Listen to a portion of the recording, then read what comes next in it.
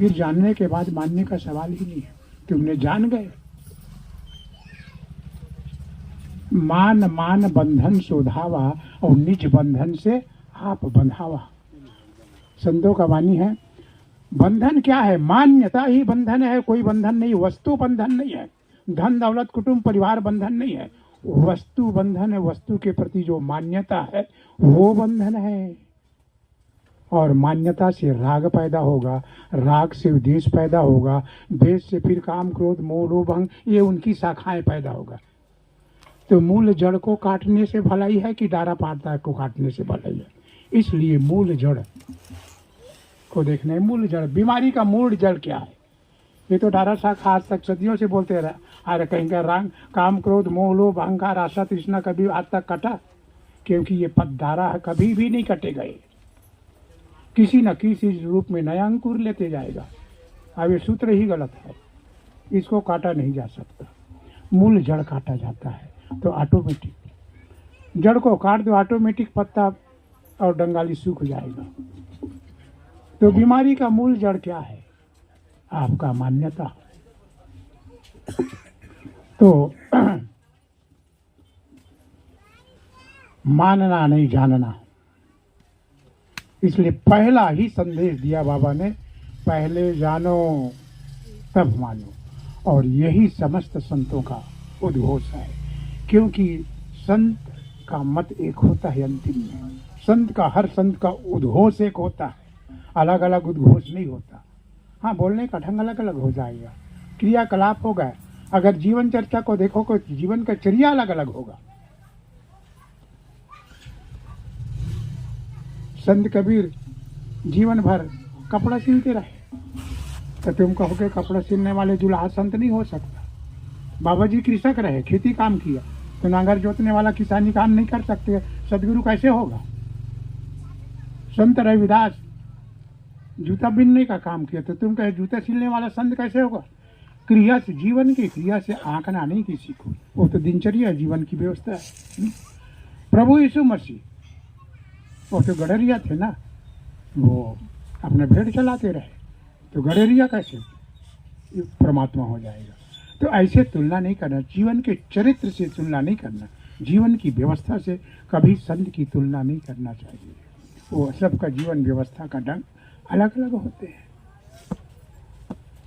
और हम यही तुलना करते हैं, उसी को देखते हैं ऊपर ऊपर को। संत का संतत्व उसका अंदर के भाव दशा में रहता है, क्रियाकलाप में नहीं, ऊपरी क्रियाकलाप में नहीं। तो इसलिए यहाँ जान, सत्संग का मतलब है जानना, विवेक का मतलब है जानना। ज्ञान अर्जित कर सकते हो शास्त्रों के द्वारा और किसी पुरुषों के वाणी के द्वारा, ये अर्जित करना, ज्ञान अर्जित कर सकते हो, पर विवेक अर्जित नहीं होता। विवेक पैदा होता है अंदर से, और वह विवेक अनुभव तक ना ले जाए तब तक वह ज्ञान ज्ञान नहीं, अज्ञान ही है। तो संत समाज, ये सत्संग है मानव में जागृति पैदा होने के लिए, होश को जगाने के लिए, बुद्धि को निखार पैदा करने के लिए। तो 3 रस धारा है सत्संग में। सत्संग में 3 शाखाएं हैं, 3 रस है। एक ज्ञान का रस, एक प्रेम का रस, एक ध्यान का रस, 3 रस है। बाहरी व्याकरण पढ़ोगे तो 9 रस है, कोई पढ़े लिखे होंगे, 9 रस व्याकरण की भाषा है। तो यहाँ हम किस रस के रसिक हैं, अपने को देखना है। तुम इस रस में रहो कहना नहीं है, अपने को देखना है किस रस के रसिक हैं। और सत्संग में 3 रस की चर्चा होती है, और 3 रस में आपका रस, अंतर्मन, आप किस रस के रसिक होना चाहते हो उसको तय आप लोग करोगे। सदगुरु होता है, उपदेश देता है, आदेश नहीं करता। गुरु आदेश करता है, सदगुरु उपदेश करता है, ये ध्यान रखना। तो सतगुरु का उपदेश, तो बाबा जी ने उपदेश किया। और मैं तो समझता हूँ कि बाबा चतुर्थ वर्ग के स्टेज में पहुँचे हुए संत रहे, चौथा संत। बाबा कैसा था, कौन था? बाबा चतुर्थ श्रेणी में रहे। एक होता है गुरुवा, एक होता है गुरु, एक होता है सदगुरु और एक होता है परम गुरु। तो बाबा जी ने परम गुरु के स्टेज में रहे, चौथा स्टेज में। तीन छाड़ चौथा को धावे, सोई निज परम पद को पावे। चौथा की बात कह रहे इसलिए, और आज तक चौथा के बाद कह रहे होंगे, परंतु ज़्यादा इशारा हमारे बाबा जी ने चौथा का इशारा किया। और जो विजय स्तंभ जो बनाया है, ये चौथा स्टेज का इशारा का प्रतीक है, ऐसा मैं समझता हूँ। बाकी कुछ भी समझे, हम सबकी अलग अलग समझ, जैसे समझ के अनुसार है। समझे की गति एक है, जिन समझा सो ठाउर। समझने वाले की गति, समझ और विवेक का गति एक होता है, ज्ञान का गति भिन्न भिन्न होगा। तो ये चौथा स्टेज में हमारे बाबा गुरु घासीदास को मैं रखता हूँ, और परम गुरु थे, क्योंकि सदगुरु से एक स्टेज और परम गुरु, गुणातीत अवस्था। और उसको समझने के लिए बड़ा समस्या है। अगर जो तीसरा स्टेज में है ना सदगुरु में, वो भी समझ सकता है दूर से, क्योंकि एक सीढ़ी नीचे है, वो समझने में थोड़ा काबिलियत होगा उसके लिए, उसकी संदेश। और इस पार अगर उस संदेश को हम समझ लेंगे तो समझेंगे नहीं, मानेंगे केवल, और कुछ का कुछ अर्थ निकलते जाएगा। गुरु घासी का सादा झंडा, सादा सत्य निशानी। गुरु घासी का सादा झंडा, सादा सत्य निशानी। सादा मन में सादा होके उसको लो पहचानी। गुरु घासी के सादा झंडा, सादा सत्य निशानी। तो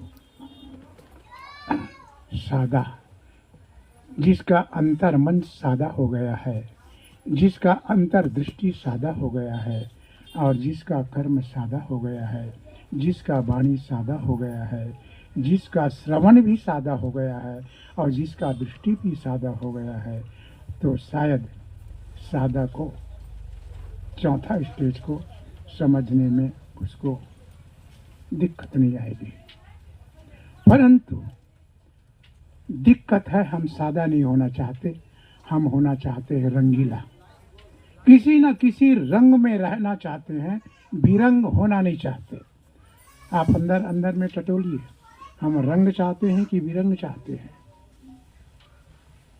हम रंगों में ज़्यादा आकर्षित होता है कि बिरंगों में, सादा में आकर्षित होते हैं? सादा का मतलब रंग से नहीं लेना।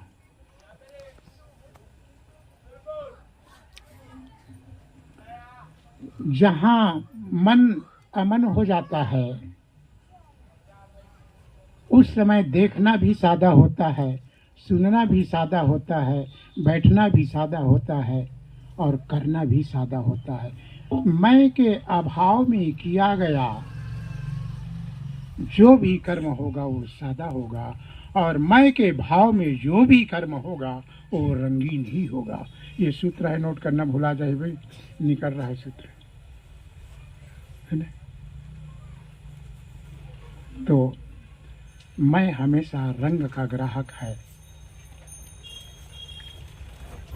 और हम रंग चाहते हैं। तो बाबा जी ने तीनों सूत्र पर परम गुरु इसलिए हुआ, पर तू सदगुरु के पद में आके उपदेश दिया। उपदेश होता है सदगुरु में, परम गुरु में उपदेश नहीं होता।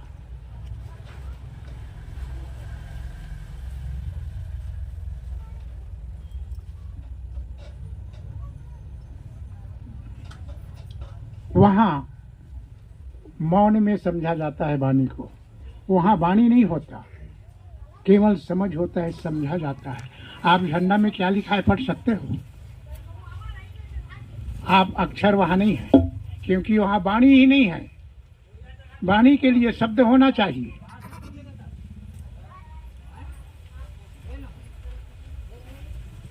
वहाँ उस लिखना को नहीं समझ पाओगे। सादा स्याही सादा कागज, सादा लेखनी से लिखायो। अगर स्याही सादा हो गया, लेखनी भी सादा हो गया, कागज भी सादा हो गया, तो कैसे पढ़ोगे? रंग होना चाहिए, विपरीत होना चाहिए। और हमारा लगाव विपरीत के पीछे होता है, समानता के पीछे नहीं होगा। समानता में नहीं होता, विपरीत होना चाहिए।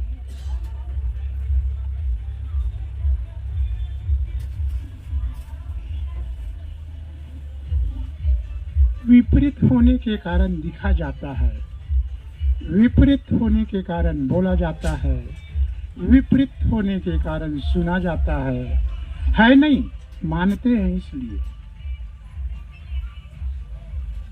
तो बाबा जी पूर्ण गुरु रहे, और पूर्ण गुरु होने के कारण से इसमें सभी धाराओं समाहित है।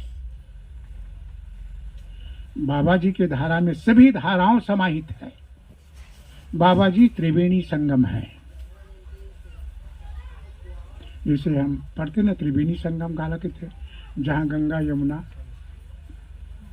गोदावरी तीनों है, सरस्वती तीनों का संगम हो। बाबा जी ज्ञान मार्ग, भक्ति मार्ग और ध्यान मार्ग तीनों का संगम है वो। और अलौकिक संत हुए भारत भूमि के अंदर छत्तीसगढ़ में।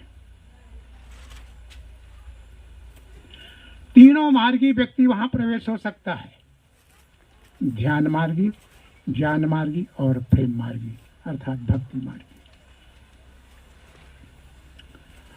और इसीलिए इन समाज में जो बाबा जी को पकड़े हैं तीनों प्रकार के हैं, परंतु महत्व नहीं देते। कोई किसी को महत्व देते, कोई किसी को महत्व देते, इसीलिए विवाद होता है। अगर समझ पैदा हो जाए, ये निर्विवाद है। मुकाम एक है, मार्ग तीन है और मुकाम एक है। इसलिए आप तीन धाराएं हैं चलिए, और किसी भी संगम में पहुंच सकता है। संगम है बाबा, वहीं पर मिलेगा, वो संगम में समा गए और तीनों अंत में समा जाते हैं।